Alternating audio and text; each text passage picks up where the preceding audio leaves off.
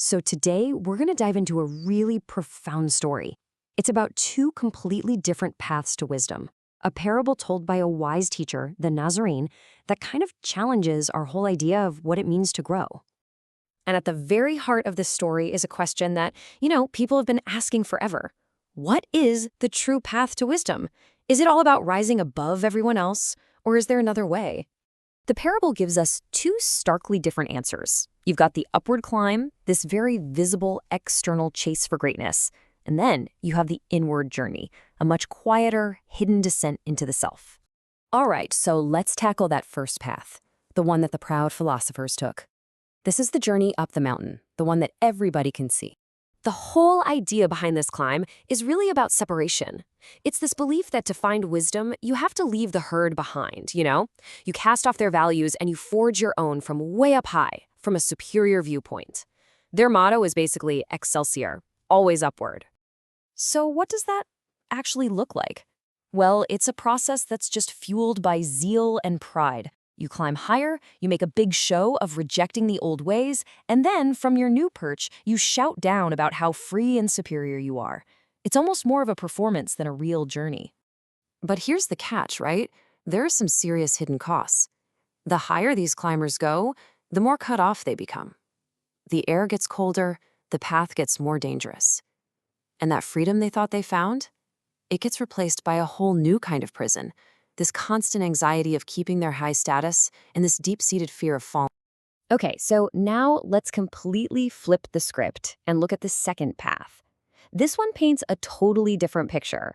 Instead of climbing up, this is a descent, a journey down into a deep ravine that most people don't even notice. And unlike that mountain path, this trail isn't some broad, clear highway. Nope, it's a quiet, humble journey deep into your own being. It's not about being seen, it's about finally seeing what's truly inside of you. The process here is literally the exact opposite of the climb. First, you have to leave your pride at the door. Then, you journey inward to really confront yourself. And in the end, you discover something essential, this living water of true knowledge and compassion. Now, this path is definitely not easy. A lot of people turn back because they're scared of what they might find down there. It means facing all the hidden thorns of your own nature. But for those who stick with it, the reward isn't some lonely, empty peak. It's a deep well of richness that can nourish not just you, but everyone around you. So a descent like this, it requires a very specific kind of mindset, right? A certain type of courage. And that's where this really powerful philosophical idea comes into play that gives us the key. The concept is called amor fati. It's Latin for love of one's fate. And look, this isn't just about passively accepting whatever happens to you. It's an active choice, a willed decision to embrace every single part of your life, the good, the bad, the ugly, and see it all as necessary. Nietzsche captured the heart of amor fati so perfectly with this. To be a yes-sayer, it's about refusing to fight a war with reality. Instead, it's about finding the strength to just affirm all of it, with no exceptions. And this brings us right back to our parable. This radical acceptance, this amor fati, is exactly the resolve you need to take that journey down into the well. It's the tool that lets you look at all those hidden thorns inside yourself, not with fear, but with a kind of loving affirmation. So what's the ultimate goal of this really difficult inward journey? What happens when you combine the lesson of the well with this philosophy of amor fati? This is the Nazarene's final and frankly devastating critique of the mountain climbers.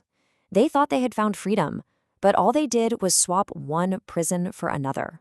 They escaped the judgment of the crowd only to get trapped by their own lonely, anxious ego. This breakdown just makes the contrast so incredibly clear. The mountain pass, it's all about pride, seeking freedom from the herd, and it just ends on a solitary peak. But the path to the well, that's driven by humility. It seeks freedom from the ego, and it ends in a life-giving wellspring. And this brings us to the core lesson of the whole parable. Real growth, the real ascent, isn't about height at all. It's about depth. It's not about becoming some solitary peak for people to admire from afar, but about becoming a source of life that can actually nourish others. And that leaves all of us with a final, really important question to think about in our own lives. In your own search for growth, for knowledge, for wisdom, are you building a peak for everyone to see? Or are you digging a well?